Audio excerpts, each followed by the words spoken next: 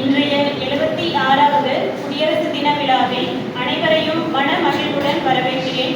ஜனவரி 26, 1950 அன்று நம்முடைய அரசியல் அமைப்பு நடைமுறைப்படுத்தப்பட்ட நாள் இந்த குடியரசு தினம்.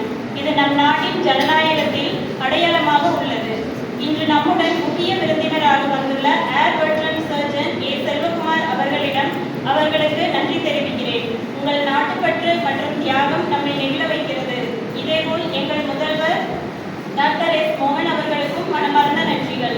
உங்கள் வழிகாட்டுதலால் இந்த கல்லூரி மாணவர்கள் நல்லதோர் குடிமக்களாக வளர்ந்து வருகின்றனர். திருவள்ளுவரின் கூற்றுப்படி இயற்கை அறிந்தது